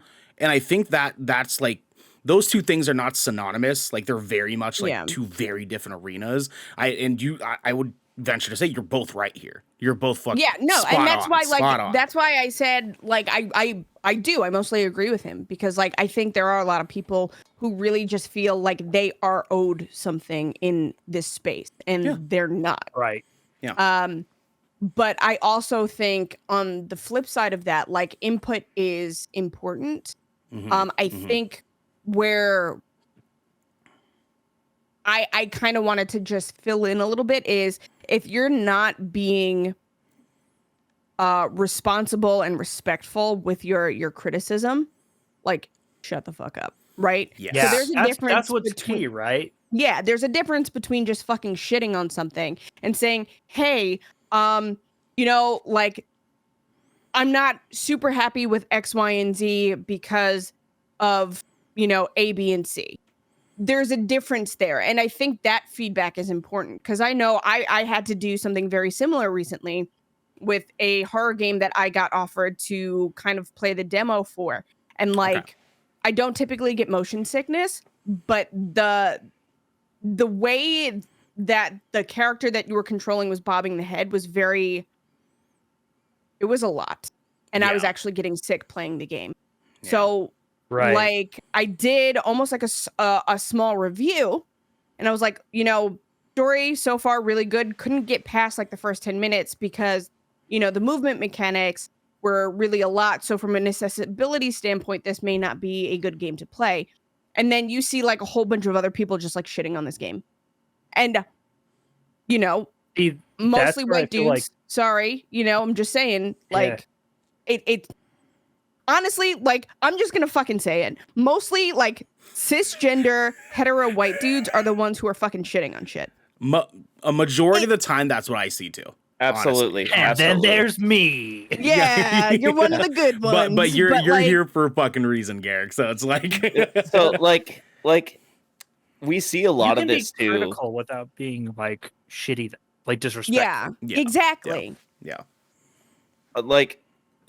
Like on the same subject, but also like going into another one, it's like outlets who thrive off of this kind of stuff. Like, we see it a lot with a lot of IGN posts. Yes, we do. You know what I mean? And they will target their ads and their headlines to have people make these arguments constantly in their comment sections. And I'm not saying that's what IGN writers want to do or editors want to do. I feel like that's a higher up decision, like way above them. You know what I mean? Sure. Because there are a lot of great people there, but a lot of people involved in that IG, it's just completely toxic. You know what I mean? And like, whether it be like, oh, why is Michael B. Jordan going to be Superman now? Or You know, like he's shit fine like that. as fuck. Yeah, Yeah, I he's mean, a have you seen gorgeous his man. ass? Beautiful. Like, Yeah. God, can I put a Superman cape Can on? I get a Anyways, Can I get a multiverse where him and Henry Cavill stand together? You know, like, but anyways, back to back, Ooh. yeah, front to front. Anyways, but like we see this a lot, and it sucks. it's exhausting. And the people who do this do not give a fuck. They do not care. They do not care. Even when you try to have a conversation with them, they'll just like rebuttal and be like, oh, PlayStation's better than Xbox. That's all they can say. Yeah. Yeah. You know what I mean? I think a piece of input I want to put in on this is I kind of briefly said it earlier. It's so much a result of first world problems. It's not even funny. Mm-hmm. Like this is so first world problems. Like, and people don't even really think about it. Like, I've been to third world countries. I've seen what barking up the right trees looks like, because you don't have any fucking choice. And this sort of blends into what, you know, both Garrick and Raven were saying, is that, like, I think in summary is that there's just bigger fish to fry in this world.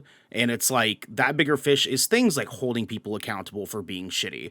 You know, we just talked about it with Blizz. You know, like, we need to hold people accountable, but there's a way to do that is not, fuck you guys, you're pieces of shit, and then DMing them and then doxing them and then, you know, putting their family in harm's way. Like, that's not what this is. Like, that's not even what we're condoning in the least bit. It's just like, if Star Wars had Padme fucking Anakin instead of Jar Jar, and you wanted her fucking Jar Jar, I'm sorry.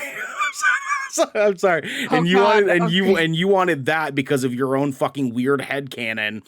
Yeah, I know Garrick is so upset. And you wanted that because of your own fucking weird headcanon that you had for the 3 years in between movies. And now you're writing letters to George Lucas telling him that you hope his wife gets harmed. Like, what the fuck is wrong with you, dude? Like, that's not the fish that we're frying. That is not the important shit. The important shit is when we see movies cast Scarlett Johansson as a character from a previously established IP that is completely an Asian woman. Yeah. And people try to hold them accountable for letting that happen. That's what we're talking about. You know, we're talking about making sure companies are hiring people of color, that company, that creative folks, creative companies, development companies, production companies are hiring gay people to play as gay characters. Those are the things that matter. Trans people specifically playing as trans characters. Exactly. That's what we're talking about here. Those are fine. We hold people accountable for those things. But the second that you start barging in on the lives of the people that created this content, that didn't make it the way that you wanted to make it, sorry about the Padme Jar Jar thing again. you make everyone in that fan base look like a fucking asshole, because it no longer, like, it. We even kind of painted a lot of generalizations with a big brush earlier on. It's like talking about the whole, like, Call of Duty, like, Chad bro guy thing, which is a huge, massive generalization. You know, like, Devin likes playing, like, shooters and stuff, but it's like, I can't sit here and act like Devin is a Chad bro guy because he likes to, you know, just play first person shooters because he's a fucking decent human being. And it's like, and that's because Devin doesn't go shitting into boxes and then shipping them to the director, the lead editor for the script of Call of Duty, just because they didn't write the story for Soap or Captain Price in Call of Duty Modern Warfare the way that he wanted them to. Like, no, like, fucking, like, get over it. There's so many bigger, there's fucking, dude, it's killing me in the chat right now. There, like, I say this all the time. There are fucking children in the streets being shot. There are women being sexually assaulted. There are people being killed. There are terrible, terrible things in this fucking world that are happening. And from someone who comes from a family of immigrants, I cannot, in the fucking life of me, buy into this concept that we're going to sit here and bitch about first world issues that have no fucking effect on the greater scale of things. I don't care.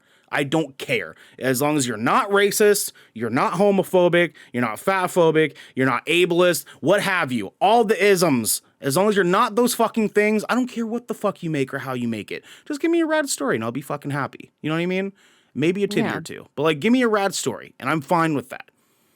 And don't be racist.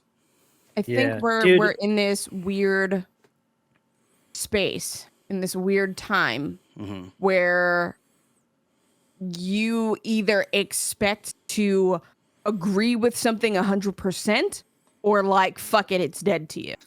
Right? Like there is no in between anymore. Like I can like certain aspects about something and not like other aspects about that same thing and be just fine. Like I don't have to love everything about everything all the time. And I feel like that is this weird, like misplaced trait that a lot of fans don't have anymore. Yes. It's okay to just like stuff and not love it or hate it. Like it's okay. And like kind of piggybacking off of like what Ernell said earlier, like, look, if the thing you have to be the maddest about is the gender identity, sexual identity, or the skin color of a fucking fictional character, you need to look intrinsically and be like, okay, I have some things that I need to work on. Like, because there are things that are just so much more important than that. Like, you can be entertained. Like, a good casting choice is not dependent on the sexual identity, gender orientation, ethnicity, or race of that actor. It is their ability to perform that role and to be that character. Period. Because that character doesn't exist. They're there for entertainment purposes, and that's okay.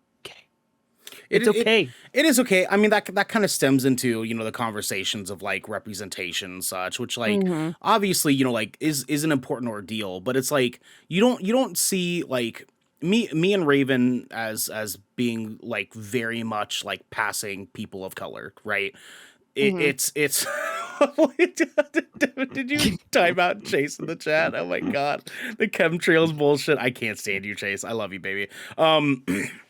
I as people that are very much presenting as people of color, obviously representation is extremely important, but we are not out here just shitting all over creators that are not representing in the way that we want them to. We are instead saying, hey, you need to take a look at this, because if you want to continue furthering your career in a way that's going to be healthy and is going to represent us in the right way, and you want our support, this is the way you should go about those things. Yeah. And I'm sure both Raven and I both can attest. I said both twice in a row. That was weird. You did. Yeah, I know. I'm fucking up. Fuck shit. Both. We can both agree that our outrage towards things is still very much handled in a way that is going to be productive. Because that is the entire point. Nobody listens to us when we scream and rage and completely destroy things because we're upset about stuff. Nobody listens to us when that happens. And that was proven during the entirety of the BLM movement that happened. Like, the rich white people don't fucking listen to any people of color or marginalized groups or minorities when it comes to these things. You know, so we have to go about them differently. You know what they do? They put up a sign in their window and they say, "Look, I'm helping." That's what they do. That's what they do. And like, I think kind of to piggyback off Ernell's idea, or not idea, but like point, it is, we're allowed to be angry, because I know that I live my life very angry, but it's not at people specifically. It is towards the societal standards, right? Because that's what we were conditioned with. But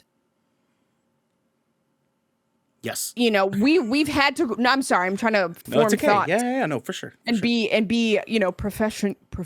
But here at Good Kraken, right? But we were essentially. I know I was trained when I was a young, you know, little bean, how to act in public. Love little beans because I had to, you know, and like.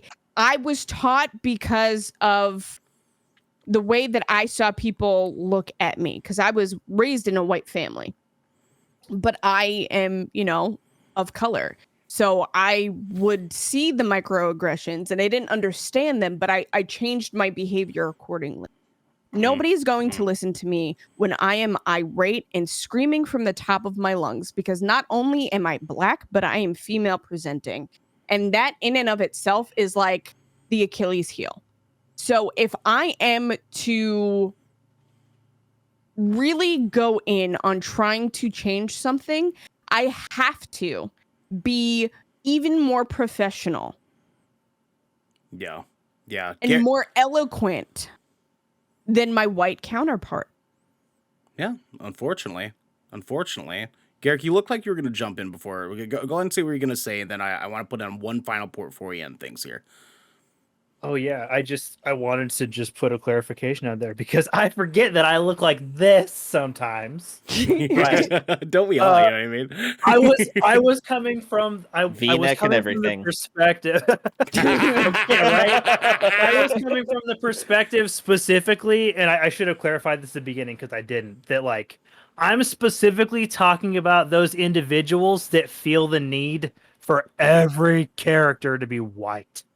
Like, it's okay for... Sure. That's what I was trying to say. Because you're right. Representation is important. Right. It's incredibly important. And it's crucial that we're finally moving into, like, that area where, like, those casting calls are being, given to people deserving who actually fit into the role appropriately.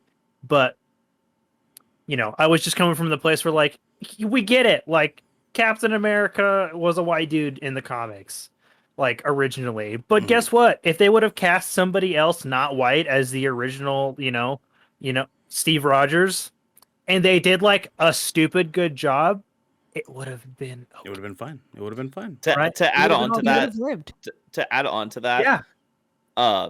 Specifically the Steve Rogers Captain America thing is all the illiterate dumbass people who got mad over Anthony Mackie becoming Captain America when they didn't even know in the comics that he becomes Captain America. Yeah, and they were like, "How can you make America's icon Black?" Like, shut the fuck up. It's like cops, you might be racist there, bud. Right. Yeah. And like, like with this, I'll also put in my piece. If you are angry about something and you want to say something, if it's racist or homophobic, just don't even fucking say it. Don't even fucking talk. But if you are wholeheartedly angry about something and you want to say something on a public platform, be constructive. Do not be an asshole. Be constructive. Do a review. If you do comment in the comment section, like just be like, hey, I don't like the physics of how this mechanic works. I think it could be a little bit better, a little bit more relative to A or B. You know what I mean? Don't be like, oh, your mechanics fucking suck. You guys need to go kill yourselves and start a new studio. Don't be that guy. Just don't be that mouth breathing, basement dwelling neckbeard, please.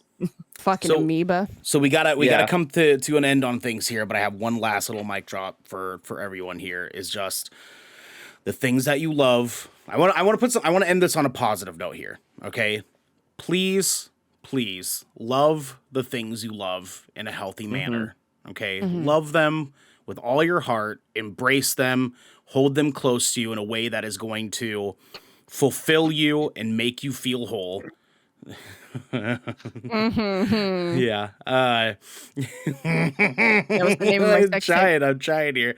Please love the things that you love in a way that is going to benefit you in your world in the way that you need to, and keep it there. Hold on to it fucking tight. Love it with all of your fucking heart, and keep it healthy. Keep it healthy. Okay, there's ways to go about loving the things that we love in a healthy manner that is going to benefit us and allow us to feel some smidgen of wholeness in our fucking lives. And bantering on and being toxic fans of these things is not the way to get that fulfillment from the things that you love. Allow them to embrace you, embrace your life, and cherish them for what they are in the way that they are. And then take it from there. Love it for the rest of your fucking days. And be healthy. Devin, give us the fucking outro, my guy. Give us the outro. Well, we have a schedule for this week. So Wednesday, Ernell's going to be streaming Life is Strange: True Colors. This is what, your third stream? Second. This is going to be my second stream. Life is Strange: True Colors tomorrow night, 7 p.m. Be here. I'll be here. Try not to cry. Perfect. Yeah. Join Ernell with that, please. Tomorrow, 7 p.m. Friday, it says we're doing Destiny 2. Are we still doing Destiny 2? Yeah, you guys still want to do just some Destiny 2 on Friday? Yeah. We'll end off the month on some Destiny stuff. You know what's really nice is I'm not actually streaming on Friday, so maybe I get to hang out. You're gonna be here for gameplay soon. We have some stuff to talk to you about, Raven. We'll talk about it. Just for kicks. Thank you. A long time listener. Long time with just. Thank you, dog. We love you. We care about you. Thank you for coming in and joining our family. We love you in a healthy way. You be bussing. Good squad. We love you. We love you. Saturday, join us here at Good Kraken. We are doing a podcast episode with Joseph Moran from the Trophy Room podcast. It's going to be so sick. We are continuing to represent Latin Hispanic Heritage Month. Celebrating that going forward, getting lots of creators, awesome creators on the show to talk to us about their perspective as being content creators amongst the Latinx and Hispanic communities. Be here. 12 o'clock. Oh, so with that being said, this has been the Good Kraken podcast. Boy, has it! For nerdy video game and pop media news, reviews, and discussions. Here live every Tuesday at 7 p.m. and Saturday at 12 p.m. right here at twitch.tv/Good Kraken Show. The McRib sucks. If you enjoyed the show, you can support us by subscribing below, going to our YouTube channel, and by clicking the link in the About section right below of our Twitch channel and clicking that bell and big red button, and by subscribing to our podcast channel by searching Good Kraken ! And leaving a review. But until next time, please don't be an asshole. Be good. Be a good fan. Be good to each other, please. And touch butt fuck shit. consensually.